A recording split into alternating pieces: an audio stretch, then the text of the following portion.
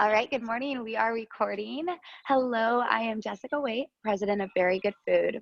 Our podcast, Growing a Food Movement, is a forum for discussion about building a more resilient local food system. The COVID pandemic has emphasized the need for this resilience and has challenged many of us with the opportunity to create new systems and strategies. We have also seen an outpouring of support for our local businesses and our local heroes. This podcast Zoom series, The Bright Side, will highlight stories of growth and innovation as we discuss how we use these lessons to create momentum towards a healthier future. And today I am so excited to introduce you to Liz Murphy, who is the founder of Santosha, which is a plant-based education and solution company, which is so exciting. Liz, welcome. Hi. Thank you so much. I'm very well, very well. How are you? I'm awesome. Good. Well, thank you. Thank you for waking up and thank you for being here. I know we're just here. Talking. We're doing We're it. a little foggy right now. I think all of us are just kind of hitting this like post-COVID, like, oh my God, we can breathe again, and now we're exhausted. But I really appreciate you being here to talk about your story a little bit more. Absolutely. Can you tell us about Santosha and how you got started in this field? Yeah, absolutely. So it's kind of an interesting story just because I was on, well, I think it's how everyone kind of becomes an entrepreneur, but I was on one path and headed very quickly in a direction, and I basically did a 180. So I was in the hotel industry as a sales and catering manager for Marriott, and I had studied that field in college and basically worked my way up through a company and was doing very well. I was very, very happy, but there was something missing. I didn't feel like I had the time to figure out what that was. So part of me had kind of resigned myself to live my life on that trajectory. But it became more and more clear that without that something, whatever it was, like I wasn't going to be completely happy. So I was able to figure out that that was going to be some sort of combination with nutrition, sustainability, and cooking. Cooking has always been a passion of mine since a very, very young age, but I had decided to put that on the back burner. No pun intended. On the back burner because it was a hobby. It wasn't something that anyone would ever pay me to do. It was something I loved to do for my friends and for my family. And when the idea for Santosha started, it really became clear that people were interested in eating healthier food that could also be very delicious. And it kind of just snowballed from there. We're coming up on a 2-year anniversary this July, which is insane. That's incredible. Yeah, so it's ever evolving as it should be. Started out as a nutrition education company. So I went back to school for a while to get some certificates in plant-based nutrition, health and wellness, to really make sure I knew what I was talking about when it came to why should we eat more plants. And then very much evolved over time over the last 2 years into focusing on what that means for being a positive part of the food cycle as a whole. So it's not just about eating plants, it's about where are we getting those plants, how are they being grown, and how can we positively impact and be a part of our entire food cycle. So that's kind of where we are today, is sitting on looking towards forward education pieces mixed with really fun cooking stuff. So yeah. That's awesome. And it's been so much fun because I met you when you were at the Marriott, and then watching you make this leap into something that we all believe so strongly in. And in the plant-based movement, I think a lot of times we kind of look at plant-based and we automatically think ethical, vegan. Mm-hmm. And now, are you focused on the animal rights side, the nutrition, a little bit of everything? I think you're the first vegan that I've had on this podcast, so I'm excited to kind of dig in just a little bit on that. That's what it should be all about. No, it's definitely all three, and that's what's really great about the evolution of Santosha, because it has 100% mirrored my personal evolution as a vegan and my vegan lifestyle choices. So I initially was journeying towards a healthier lifestyle because of some health issues that I experienced. So my initial push towards plant-based eating or veganism was health. And so that's what pushed me to study it and learn more about the anatomy of the body and how we are made to eat plants and all of that. And then when I started a business, that pushed me into the circle of vegan business community here in San Diego, which majority of are very, very heavily involved in the animal rights movement. And that is when I started to learn more about that side of veganism and what it means to truly live a vegan lifestyle. And so I try to make sure that I live my life in that way. And instead of encompassing Santosha around animal rights, it's more of an example of the way that I live. Santosha is my life. So as I live more of an a vegan lifestyle, a cruelty-free lifestyle, then I like to incorporate that into my education pieces. And then the environment and the sustainability aspect of eating a plant-based life or eating a plant-based diet is now my number one focus. So it kind of evolved from health all the way through to the environment and sustainability becoming number one. That's awesome. And I think that's a huge part, because I always talk to people who say, oh, I'm vegan for the animals, or I'm vegan for my health, or I'm vegan for the environment. And I think it's more of a holistic kind of evolution and choice. From the idea that you really can't be vegan without being an environmentalist, because the animals live in the environment. So we have to take care of all of it. Yeah, it's all together. And plants play a huge role. And even for our listeners who are like, oh, I can't do this vegan thing. I mean, the idea that, just choosing plants more and more often just has this incredible impact.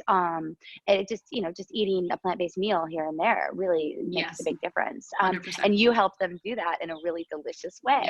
That's the idea. That's awesome. So so you're working through, and you've been doing this, and it's been about 2 years almost. And so we're in February of this year, and we started to kind of get notifications and started to hear about this COVID thing. And I don't know when it was on your radar. For me, I think it was probably around February. Sure. So what did that look like for you? Did you have, how did that impact your operations? Being an event and in-person driven business, without even having a restaurant, it's still an event and in-person driven business that I run. It was impacted very, very heavily. So I'd say that COVID was on my radar as far as hearing things in the news, January, February, but was not paying attention at all. I will 100% admit that I am not good at paying attention to what's going on in the mass world. I am now, but that even at the beginning of this year, I was very focused on my missions and on local things happening. And I think that's the world that you and I both live in. And it's the headspace that I'm usually in. So I had heard mumblings about it, but was not really paying attention. In February, like starting in January, February, March timeframe was actually the busiest time I've ever had in my entire life. I was working a 6-day-a-week private chef gig. I had one set of hands helping me with that. On top of that, I didn't stop any of the weekly events I was doing. So I was teaching cooking classes at local farms. I was building a side business with my broth. I make vegan healing broth. So we had just started going to farmers markets like 2 weeks before lockdown started.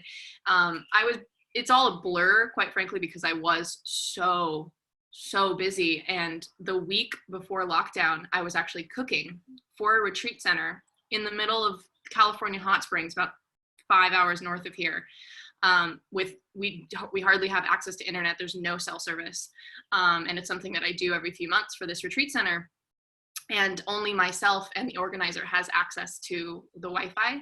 And it was us who were getting these alerts, and there was a whole retreat of people that were completely secluded from everything going on in the world and were thinking twice. So we had to kind of devise a plan of how do we break the news to everybody, let them know that, hey, as soon as you get service, there's a lot going on that's happened within the 7-day period.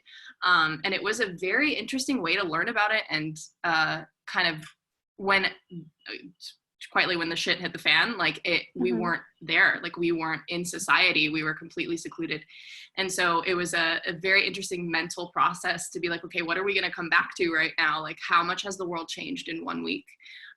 Something we never anticipated. And so came back from that retreat, and I think 2 days later was lockdown, and we decided to stop the personal chef gig because everything was crazy. Even though it was one family, we didn't want to, at that time especially, we were trying to make sure that we were doing what we were told, stay in our own houses, I would have to go shopping at the grocery store and then go to these people's house. So that was halted 100%. All of the events that I had scheduled, of course, over the next few months were completely canceled or postponed. So I went from working, 20-hour days to just nothing overnight. It was very shocking to the system.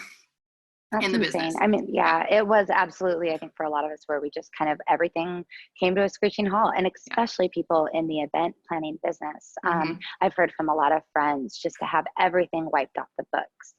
That's just gotta be the strangest feeling. It really is. Just have, and so, and that's, because you built that and you had all this momentum and you had so much, like you said, it's not just your business, it is you in this business. So that had to be just kind of catastrophic. Mhm. And so I get that you're a really positive person and a solution-based person, just having known you. Usually I Yes. don't know the people that I'm interviewing this well, but just having known you over the last couple of years around the community and seeing everything you contribute and your energy. How long did it take for you to start to look for, positive solutions when all of this happened? And how did you start to pivot? It took longer than if knowing myself than I thought that it would. Yeah. And I think it's because I was in shock. I think the entire world was in shock, not only with everything that was happening with COVID, that is still happening with COVID, that, our medical professionals are struggling with, people dying. It was just, as a very positive person who I've always had a very hard time not finding a silver lining. It was one of a couple moments in my life where I just felt like, oh my gosh, what do I even get? There's nothing I can do to help this situation except for do what I'm told, which is stay in my house, because if I go out, I'm putting myself and others at risk. I'm not a medical professional. I can't do anything. I felt helpless. And I think a lot of us felt very, very helpless. And then in regards to my business, I felt even more helpless because I'd spent all this time building something that, was focused on being out in the community so heavily that I wasn't sure what to do for a while. I'd say it took me a couple weeks to be at home, wallow for a little bit, Exactly. just trying to figure out what was going on, and then try to make a plan, because I'm a planning person. I'm always planning, always making lists. So what do I go from here? I'm always scheduled. So I was like, what do I do? I'm waking up in the morning. I have nothing on my calendar. What am I supposed to do? So yeah, it definitely took a couple of weeks, I'd say, before I was finally able to get in a headspace where I was like, okay, where do I go from here? Looking forward personally and professionally, what does it look like? And then what did that look like for you, for your business? How are you able to start to kind of reintegrate? So the first thing for me was figuring out what could I do virtually, which I wasn't, since then I have been offering I've done a couple of virtual cooking classes for businesses, for individuals, which have gone very well. And it's just as enjoyable. It's been really fun, but it took a while to get those up and running, to make sure that I had the space and everything organized for that. And then for me, I decided that, okay, I was going 100 miles an hour. Life was a blur, which isn't that much fun. And so I really tried to take it as an opportunity. I really, really did, to the best of my ability, to look at okay, I have a cookbook project I've been working on for over a year and a half that I've hardly gotten anything done because I'm always moving. I've been trying to start a secondary brand that we're now turning into a nonprofit, which I probably wouldn't have thought of if I didn't have the time to slow down. Take this time to work on projects that require me to sit, which is something I never, ever did. I had all of these things in the back of my mind. I had a long to-do list of things that I'd get to the second that I took a break, and they'd been sitting there, for a year plus. And so that was a lot of what I put my time into. I would schedule each day, okay, this day you're focusing on the cookbook, this day you're focusing on sustainability is sexy, this day you're gonna garden. I did. We gardened so much. I gardened so much. And then the gopher ate it all. So we're learning. But yeah, so it just, I really, really threw myself into things that I wanted to do or have been wanting to do for a very long time, but couldn't. And as much as I would never, ever wish what's happening on this world to be happening right now, ever, it forced me to slow down. And I think I was kind of digging my own grave with my schedule. And I wouldn't have slowed down. Knowing me, I would have been forced to by some sort of health issue or whatever it may be. So, I think that it gave me a completely new perspective, personally and professionally, for sure. That's incredible. No, that I've heard that from people quite a bit over the last couple months, just this idea that we had to pause. And I think that's really hard for so many of us to do, is to just pause. But the insight that comes in when you actually take that moment to really reassess, it's so incredibly important. And for someone like you who has been writing out this momentum, it's, and I feel the same way sometimes with our life. It's how do we get to a place where we can just look at it all and be objective and make decisions that are based on all of our, all of our combined kind of insights, and how do we do that moving forward? And I think that's so that's really kind of just a blessing in itself to be able to say this was a point in my life at which I paused, and to see what comes from that is really exciting. Now, one of the things that I've noticed about you is you spend a lot of time working with local farms, and working with or hearing from the local farmers. I've heard a lot about how there was a movement during this time to really kind of dig back into sourcing from local farms, and which is something you've been doing all this time. Right. I think trying to understand how we can take these things that we're learning and bring them forward with us.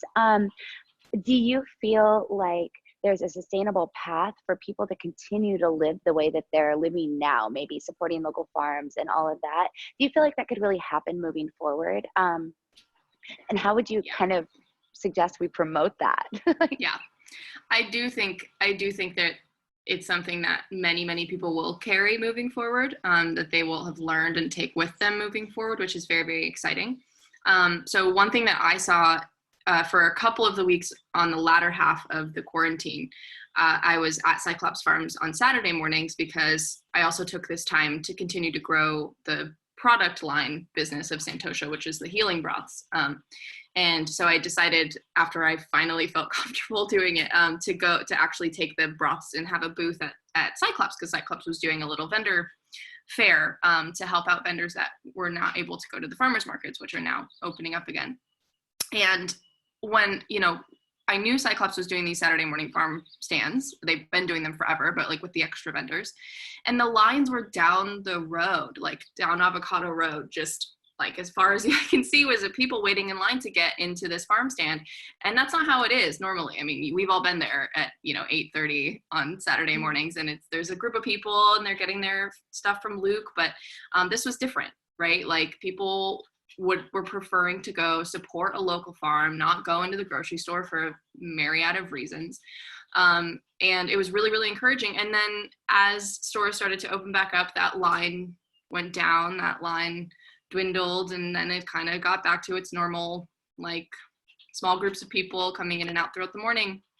And that was in, the last few weeks of quarantine. And part of me was like, okay, are people going to continue to come to this farm, or are the stores open again and they feel comfortable because they're being told it's safe again, that they're going to go back to the store? But you know what?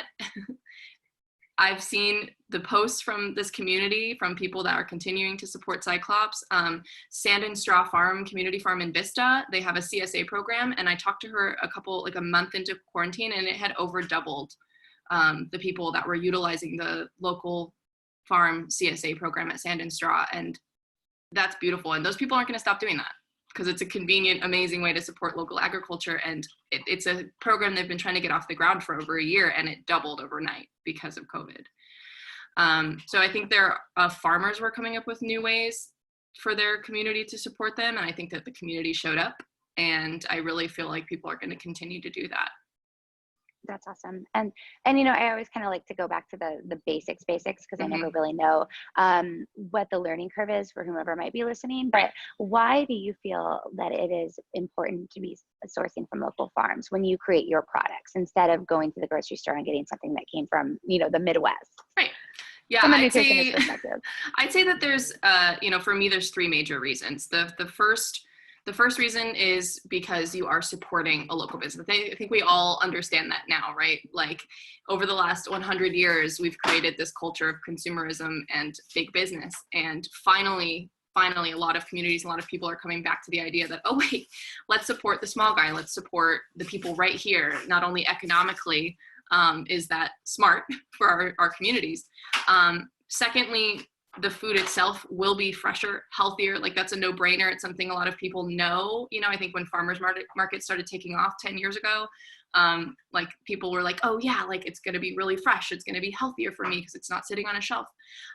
So it's going to be fresher, healthier, more vitamin, nutrient rich. If you're getting your food that was picked that morning or yesterday morning by your local farmer. And the majority of our local farmers here are organic, which is amazing. And then thirdly, as a part of the food system and the sustainability aspect of it, it's going to be so much better for the environment. You have so much less transportation, less fumes. If, you know, you have something coming from the Midwest, how many trucks or you know, whatever are those going to be on? How old is that going to be by the time it gets to you? And then how much emissions has that caused from the growing process of industrialized farming, where those stores are getting their food, to the transportation truck to get it to your store. Then the store has to have it sit on the shelf. So how much preservative or whatever is on that to make sure that food looks fresh for you still. So when you come down to all of the reasons, like shopping local at your farm or your farmer's market is just it's no question. Like when you sit down and think about the reasons, and is it any less convenient? No, like it's really not either. We are lucky to live in a community here in San Diego that has farmers markets every single day, local farms that are mostly open every single day. Like the food is there if you are willing to take the leap and make the programming adjustment for yourself. Yeah. No, it's such an incredible, like, holistic experience to actually go to the farm and then bring your kids to the farm and show them where food actually comes from. Because I think that's one of the biggest things, is it's like we've become separated from our food in a way that we don't really even, you know, maybe even think about the fact that it's a family that grew it. And then I've heard people say that they're so much less likely to waste the food if they know who grew it, if they know the family, huge. you know, Yeah, and that's that is huge. beautiful too. Exactly. And eat the entire vegetable that they got, and not throw it away where it's going to go into a landfill and do all the methanes and all the things. So I think the holistic picture of it is really important. And then when you talk about your healing broth, I just think this is in a time where people, everyone listening might be interested in a little bit more health and a little more comfort. And that sounds like both of those things. Can you tell us about that? Sure. Yeah. It's so crazy because I can't believe that I've actually selling broth, because it's something I've been making for myself for years. Anyone that has worked in a kitchen knows that saving your scraps is a way to fight food waste and really inexpensively, basically for free, make stock, that you then put back into your cooking. It's a really great food cycle within many, many kitchens and homes across America. But I think a lot of homes have, and like families and home cooks have moved away from that, because it's not something you learn. Chefs learn it, in school or working in a kitchen. And maybe a generation ago, our parents knew it, but it's something we moved away from. And so it's something I started doing to save scraps. It's also something I started doing, exploring what healing broths means versus just a vegetable stock that you cook with. And what that is actually taking your vegetable stock that you've made or making it with these additional healing elements. So Santosha offers 2 types of healing broth in addition to our vegetable cooking broth. The first one is targeted for your gut health, which I know a lot of people are beginning to learn about. Our stomachs and our guts are our second brain. It controls everything in our body. If our microbiome, all those little microbes that are in our gut, if they're not healthy, if they're not happy, then neither are we. And so many health problems stem from that. And so we have, a bunch of different types of local mushrooms from Mindful Mushrooms in that broth, the fungi and the natural collagen from those mushrooms. It's like a vegan form of collagen, will help with that gut microbiome health. We add fennel, which is incredibly good for stomach digestion. So it kind of hits all parts of your digestive tract to help your gut be the healthiest and the most optimum it can be. It's also amazingly delicious. Some people use the mushroom one for cooking. It is targeted for gut health though. And then the other is an immune booster, or it's also incredibly anti-inflammatory because it's our vegetable broth with fresh turmeric root, fresh ginger root, cayenne, and fresh lemon. So everything in there is targeted to boost that immune system. But there is a massive amount of turmeric, which is why it comes out this crazy golden yellow color. And a lot of people that suffer from inflammation, whether it's joint, tissue, anything, headaches, they find that regularly drinking the broth will help lower that inflammation as well as boost their immune system. So I was making them for myself. And I think last fall, I just had the idea, like, let's try canning these and see if anybody else is interested in trying them. And it kind of just took off from there. And we are now doing deliveries on on-demand ordering, and it's in a shop in Carlsbad. So, yeah. That's awesome. That was my next question. What shop is it at? Is it Plantable Kitchen? Yeah, okay, so it's at Plantable Kitchen. Perfect. That's super exciting. So anybody who's looking for that, because I just listened to that description, I was like, okay, I want both. I want them now. And the gut health component of it, when we're talking about immunities, I listened to a Zach Bush podcast early on in all of this and talking about how important it is to have healthy gut biomes when we're trying to kind of be resilient to something like this pandemic. It's just like, I think in this complete rush to sterilize and cover everything in plastic, we forgot about our most important line of defense, which is our own body. And, you know, I always call them my gut buddies, which is kind of weird, but like, I feel like I have a friendship with them. But, you know, it's like, we have to understand that this is a part of us and we need to make sure it's all fortified. So I think that's an incredible tool that you've created. So, you know, rounding all of this out, it's easy to listen to you and be like, well, she definitely found a bright side. Look at the way you navigated through this and were able to create something that, you know, even with the event portion not happening, you were able to kind of pivot into something, working in your cookbook and your broths and everything else that you're doing. But, you know, what do you feel like the most positive things that came from this experience really were for you and or for your community? Yeah, like you said, it's easy to from what everything I've talked about, to see how I, you know, was able to shift it in a positive direction for myself and for my business. I mean, and I think no matter what happens in my life, I'll always be able to do that.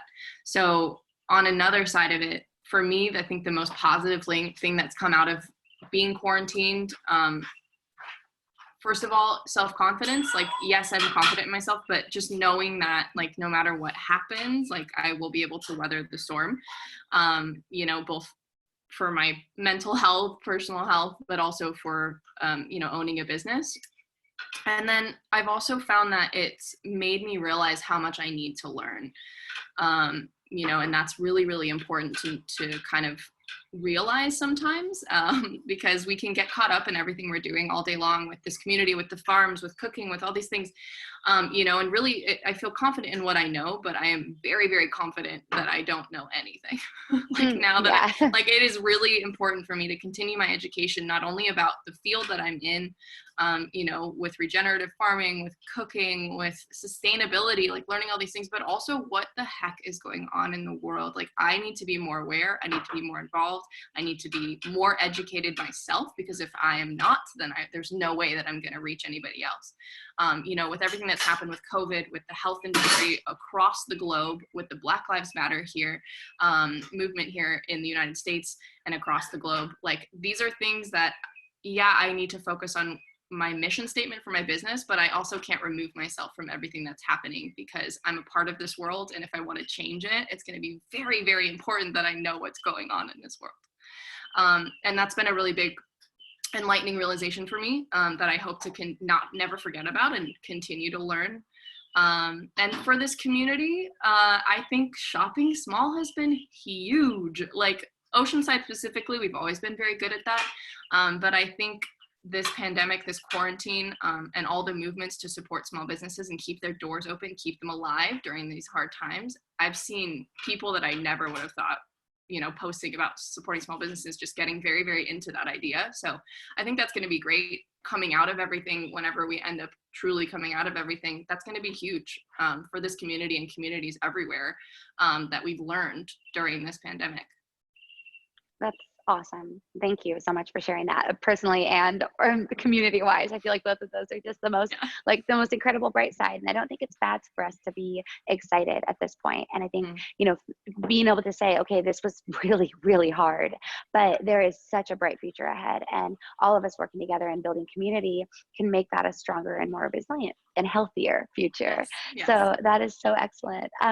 Hey, so if our listeners want to know how to learn more about you, to follow you, to buy your products, how do they go about doing that? Yeah, I'm most active on Instagram and social media. So Santosha Nutrition, Santosha. That is where you will find, like, where I'm going to be, what I'm doing, because I'm always active. The website, santoshanutrition.com, is also full of all of our different services that we offer, both in and out of COVID. And Plantful Kitchen carries our broths, but you can also find them on the website and order through there. And then we have quite a few amazing upcoming projects. So if you do follow us on Instagram, you'll be able to see what's coming up, because we have a cookbook coming out this year. Forward be written by Jessica and David Waite, which I'm super excited about. So cookbook coming out this year, plant-based recipes throughout the seasons. So it's very, very exciting. And then a new nonprofit brand focused on sustainability. So yeah, we have way too much going on, as you know how that is. So being able to follow on Instagram or on the website is going to be the easiest way to see everything that's going on. That's incredible. It sounds like a great forum for like a really holistic like overview of what's happening in the plant-based and community movement. Absolutely. And thank you for putting it all in one place. For real. So that's incredible.